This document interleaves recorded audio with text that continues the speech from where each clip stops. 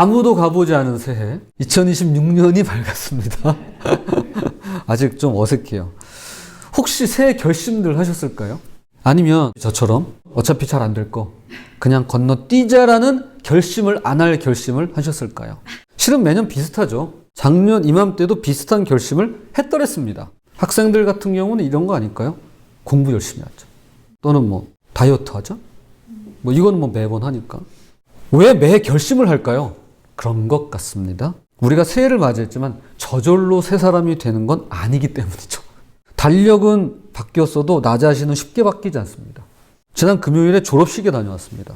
그 다음날 아침 식사 중에 자녀 하나가 자기 생각을 말하더라고요. 고등학교를 졸업해서 성인이 되고 어른이 됐다고는 하는데 자기가 볼 땐 성인도 어른도 아닌 것 같다는 거예요. 그러면서 저희 집 1번과 2번을 콕 집어서 말하더라고요.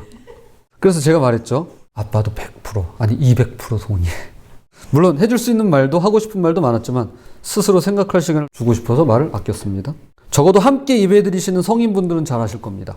나이를 먹으면 법적으로 성인이 될 수는 있지만 정신적으로, 사회적으로, 그리고 영적으로 저절로 어른이 되는 건 아니라는 사실을 말이죠. 그것은 우리가 스위치를 올리면 켜지고 내리면 꺼지는 기계가 아니기 때문일 겁니다.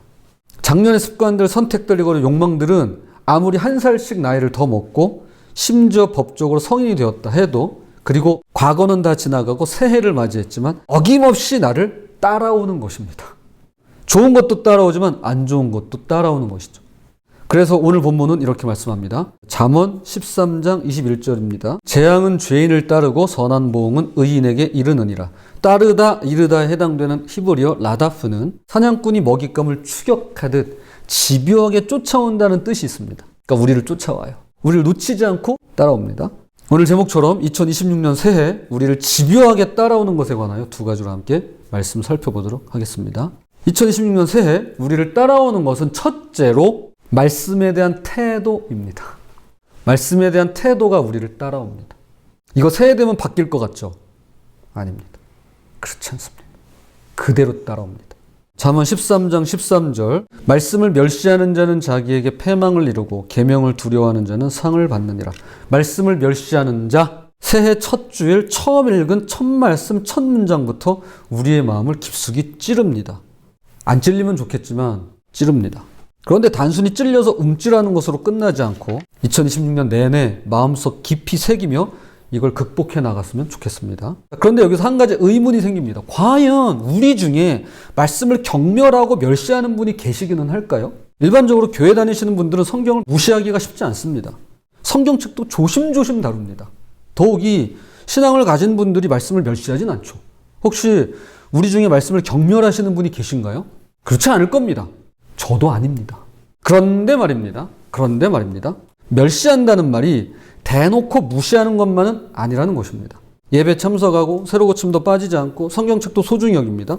물론 목사의 설교를 귀담아 듣고 심지어 아멘으로 화답합니다. 그런데 예배를 드리는 시간 이후에는 지금의 태도와 다를 수 있습니다. 월요일부터 토요일까지는 다를 수가 있는 것이죠. 그건 이상적인 이야기야. 현실은 달라. 내가 직접 이야기는 안 해도 내 마음은 그렇게 되뇌입니다. 성경은 옛날 이야기야. 지금과는 맞지 않아. 말은 안 해도 생각은 그렇게 굴러갑니다. 말씀대로 살면 손해볼 때가 많지 하면서 마음 깊숙한 곳에서 올라옵니다. 그러면서 말씀이 아닌 내 주장을 따라가기 일쑤입니다. 솔직히 말씀드리면 저도 자유롭지 못해요. 입으로는 아멘 하면서 실제 삶에서는 다른 선택을 내릴 때가 많습니다. 불행히도 이것이 말씀을 가볍게 여기는 것입니다. 그러면 무엇이 따라오나요? 13절 말씀은 자기 자신에게 패망을 가져온다 라고 말씀합니다. 내가 패망을 가져오는 거예요. 누가 패망을 주는 게 아니라 내가 나에게 패망을 가져오는 겁니다.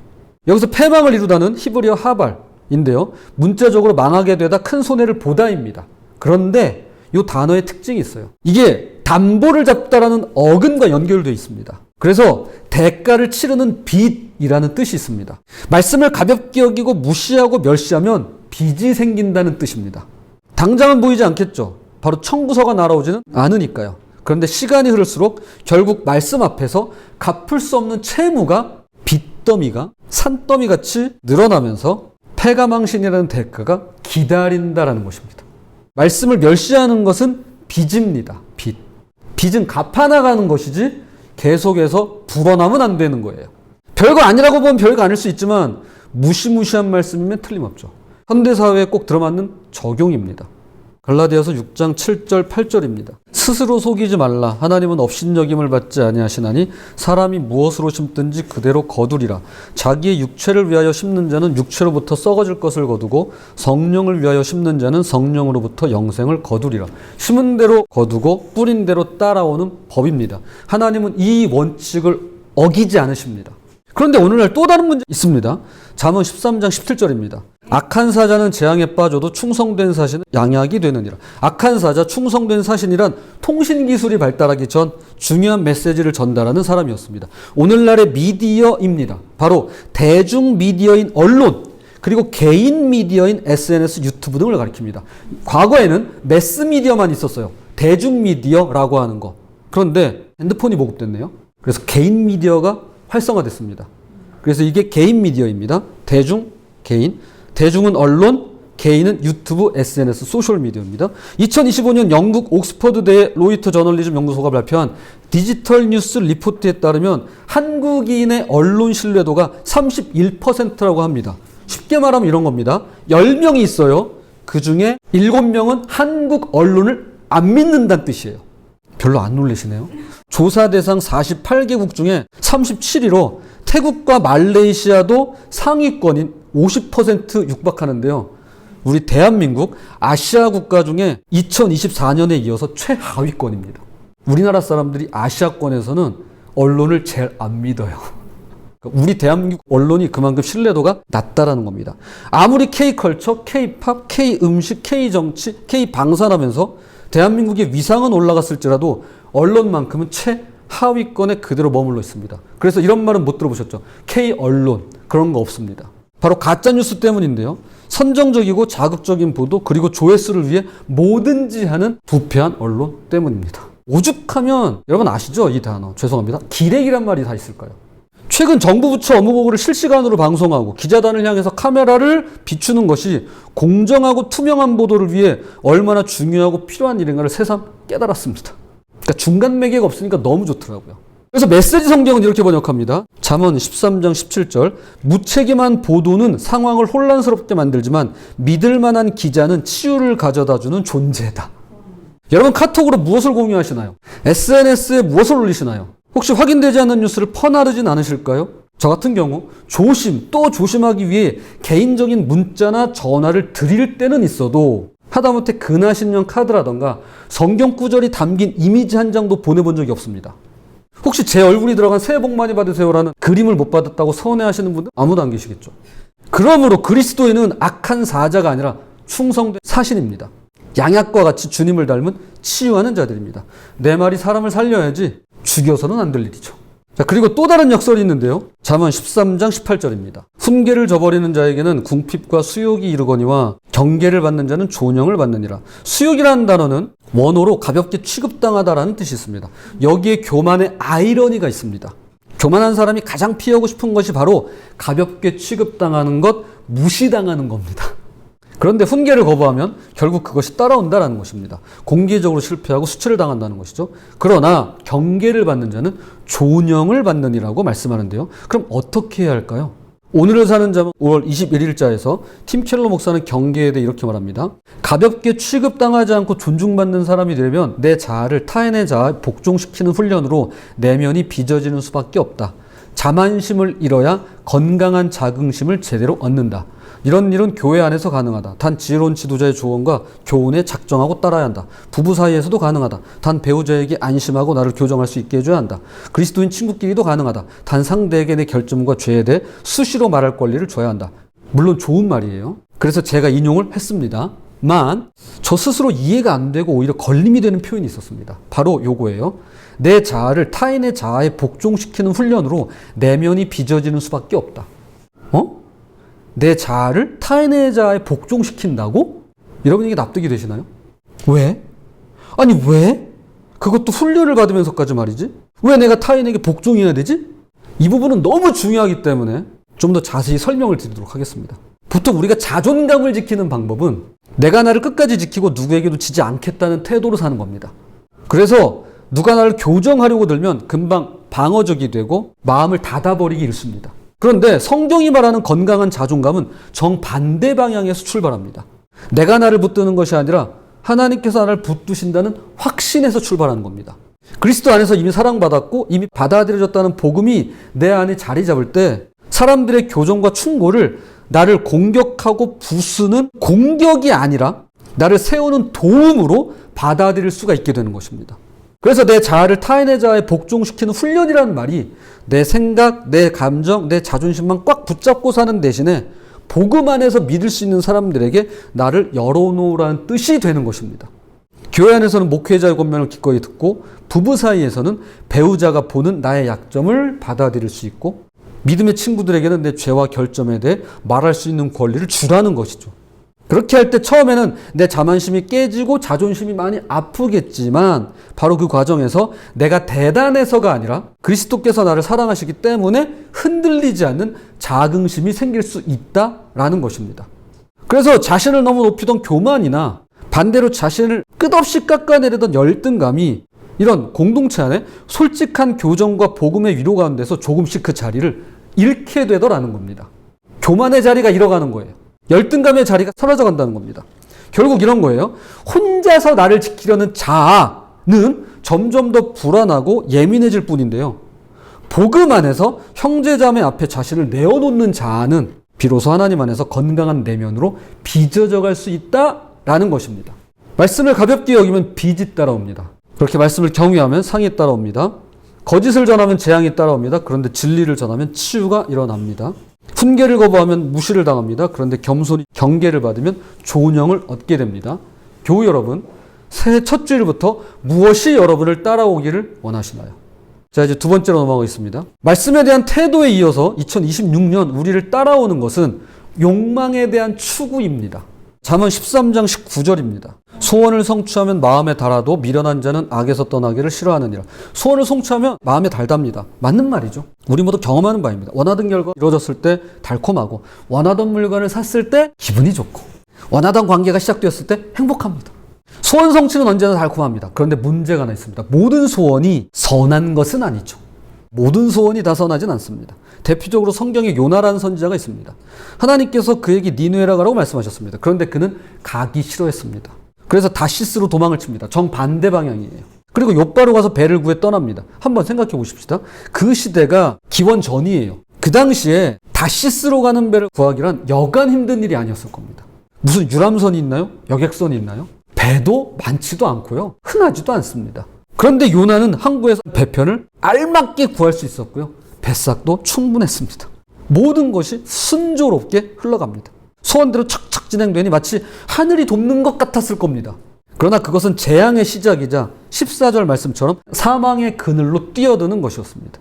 욥바를 출항한 배는 때 아닌 폭풍을 만나야만 했고 요나는 바다에 던져졌으며 마침내 큰 물고기에게 삼켜져 고기밥이 되었습니다. 바램대로 자신의 소원이 이루어진 것 같았지만 실은 스올로 내려가는 길이었습니다. 죽음으로 내려가는 길이었습니다. 실제로 스올의 뱃속이라고 요나서 2장에서 고백하죠. 물론 요나는 죽지 않았고 물고기 뱃속이라는 전무후무한 특등석에 앉아서 하나님께서 원하시던 최종 목적지 니느웨에 도착하게 됩니다. 그러니 교우 여러분, 이것을 조심하셔야 합니다.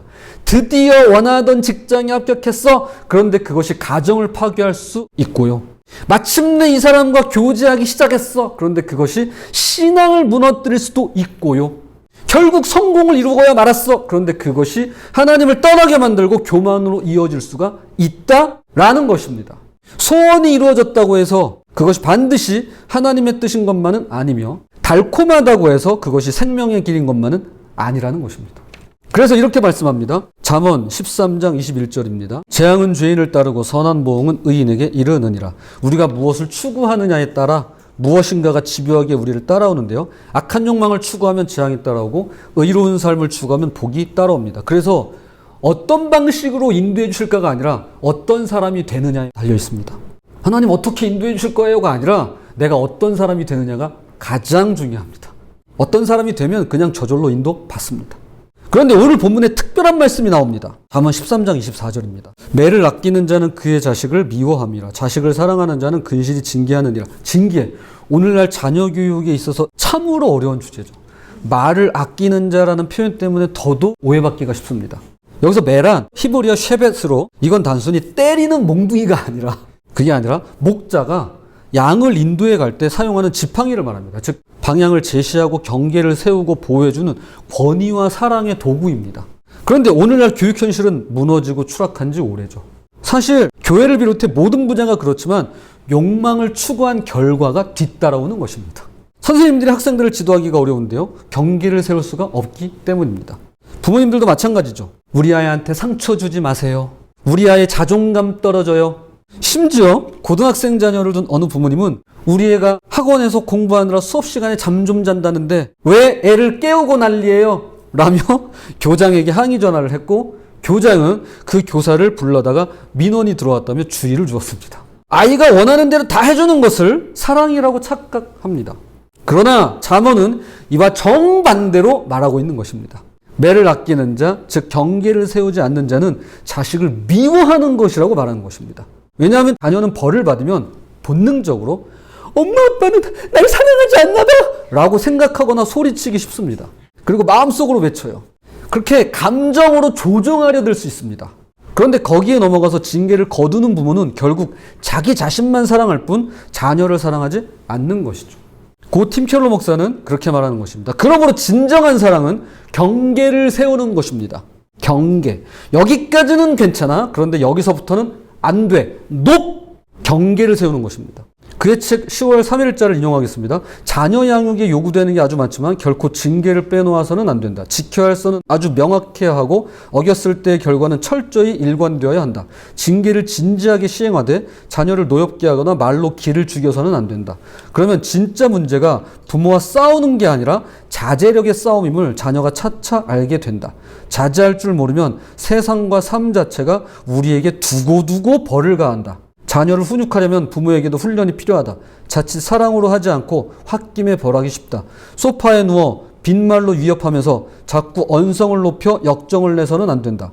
부모는 자녀의 모든 불순종에 즉각 반응하되 침착해야 하며 반드시 징계를 시행해야 한다. 그래서일까요? 참으로 역설적인 이 말씀이 더 현실적으로 보이는데요. 잠언 13장 25절입니다. 의인은 포식하여도 악인의 배는 줄이느니라. 의인은 적게 먹어도 배부르답니다. 반면에 악인은 많이 먹어도 굶주린답니다. 물론 이것은 물질적인 것만을 말하지 않죠. 마음의 허기짐, 영혼의 배고픔도 의미합니다. 지금 우리 사회를 보면 가진 것도 많아졌고 먹을 것도 풍부합니다. 그래서일까요? 자녀를 그렇게 키우는데 혈안이 돼 있습니다. 그럼에도 불구하고 사람들은 더 배고파합니다. 더 갈구하고 더 채우려 듭니다. 왜일까요? 추구하는 욕망이 잘못되었기 때문입니다. 욕망은 문제가 없어요. 근데 욕망의 방향이 잘못되었어요. 무엇을 욕망하느냐가 문제라는 거예요. 반대로 의인은 만족할 줄 압니다. 올바른 것을 추구하기 때문인데요. 하나님을 추구하고 의를 추구하고 사랑을 추구하기 때문입니다. 2026년 새해 내가 추구하는 욕망을 통해 무엇이 여러분을 따라오기를 원하시나요? 자, 이제 말씀의 결론을 맺겠습니다. 존 파이퍼 목사님이 라디오로 상담했던 내용을 잠시 인용하겠습니다. 목사님, 지난 몇 년간 저는 음란물에 중독되어 살아왔습니다. 제 삶에서 이걸 끊어내려면 어떻게 해야 할까요? 존 파이퍼 목사의 대답입니다. 첫째로 말씀드릴 것은 하나님과의 올바른 관계가 음란물 문제 해결보다 먼저라는 것입니다. 다시 한번요. 하나님과의 올바른 관계가 음란물 문제보다 먼저라는 것입니다. 우리가 이길 수 있는 유일한 죄는 오직 용서받은 죄뿐입니다. 여러분, 이걸 이해하기까지 수준에 올라가야 돼요. 아, 내가 용서받은 죄만 이길 수 있구나라는 걸 여러분 꼭 기억하셔야 돼요. 만일 이 순서를 뒤집어서 좋아, 먼저 죄를 고치자, 이 죄부터 어떻게든 없애버리자, 그래야만 하나님과 함께 할 수 있어 라고 한다면 이것은 거꾸로입니다. 우리가 믿는 기독교 진리와 정반대입니다. 그리스도께서는 경건치 않은 자를 위해 죽으시고 의롭다 하셨습니다. 그러므로 반드시 하나님과의 관계에서 먼저 시작해야 합니다. 그러니 무엇보다도 먼저 예수님을 믿으세요. 그분이 정결케 하신다는 것을 믿고 그분께 용서함이 있다는 것을 믿으세요. 데살로니가전서 4장 5절, 하나님을 모르는 이방인과 같이 세욕을 따르지 말고 라는 이 말씀은 분명합니다. 하나님을 모르는 이방인들 같이 세욕에 빠지지 말라는 것입니다. 즉 하나님을 아는 지식이 정욕을 억제하는 데 강력한 힘이 있다라는 것입니다. 제가 종종 말하는 것이 있죠. 저는 당신이 하나님을 아는 지식이 깊고 강하다고 생각이 들지 않는군요. 사탄은 우리를 미혹할 때 전투기로 폭격합니다. 그런데 그에 대한 우리의 반응은 주일학교 수준의 하나님을 아는 지식으로 사탄의 미혹을 무너뜨리려고 하고 있지요. 그러나 하나님에 대한 깊고 영광되며 아름답고 강력하고 놀라운 지식들에 사로잡히게 되면 사탄의 감각적 미혹들은 점점 더 초라해질 것입니다. 제가 기억이 나요. 제가 살았던 인천에 송도 유원지라고 하는 유명한 테마파크가 있었어요. 그 당시엔 테마파크라고 하는 말도 어울리지 않지만 자연농원, 요즘 에버랜드죠.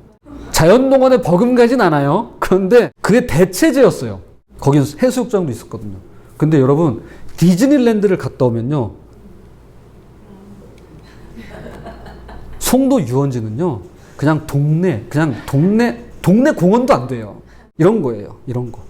하나님을 분명하게 알고 하나님에 대한 지식이 있으면요, 사탄의 미혹은요, 초라한 것밖에 안 돼요. 지금 그 얘기하고 있는 거예요. 여기 음란물을 다른 것으로 바꾸면 누구에게라도 정확히 적용될 수 있습니다. 술, 도박, 게임, 쇼핑, 일, 관계, 그리고 핸드폰 등등. 무엇이든 우리를 사로잡고 놓아주지 않는다면 그것은 중독이 되며 죄가 될 수 있습니다. 이건 하나님과의 관계 문제예요. 내가 이거 해야지 말아야지가 아니에요. 하나님과의 관계에 있어요. 호세아 6장 3절입니다. 그러므로 우리가 여호와를 알자. 힘써 여호와를 알자. 그의 나타나심은 새벽빛같이 어김없나니 비와 같이 땅을 적시는 늦은 비와 같이 우리에게 임하시리라 하니라. 아마 기억나실 겁니다. 이것은 지난 12월 31일 송구영 신예배의 본문입니다. 그 시간 저의 이야기를 나누면서 함께 하나님을 알아가자고, 힘써서 그분을 알아가자고 말씀을 나눴는데요. 저는 이것이야말로 2026년 우리에게 가장 필요한 것임을 믿어 의심치 않습니다. 하나님을 아는 지식이 깊어지면 깊어질수록, 그리고 선명해지면 선명해질수록 세상의 달콤한 유혹들은 점점 더 초라해지고, 대신에 오늘 본문 14절 생명의 샘, 17절 양약, 18절 존영, 21절 선한 보응, 23절 양식, 그리고 25절 만족함과 충만함이 따라오게 될 것입니다. 그러니 주일학교 수준의 신앙 그대로 머물러 있지 마시기를 부탁드립니다.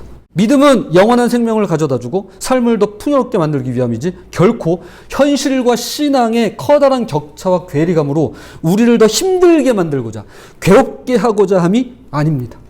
그의 조언대로 죄를 먼저 고치려 하지 마시기 바랍니다. 먼저 예수님을 신뢰하고 의지하십시오. 예수님 믿으세요. 그분께 용서가 있고 그분이 정결케 하시며 죄를 이겨내게 하십니다. 시편 23편 6절입니다. 내 평생의 선하심과 인자하심이 반드시 나를 따르리니 내가 여호와의 집에 영원히 살리로다. 아멘. 부디 2026년 새해, 아니 평생토록 우리를 따라오는 것이 그분의 선하심과 인자하심임을 결코 잊지 않으며 하나님을 아는 지식으로 서로 함께 자라가는, 그냥 growing old, 나이만 먹는 게 아니라 growing up, 자라가는 저와 여러분이 되시기를 주님의 이름으로 부탁을 드립니다.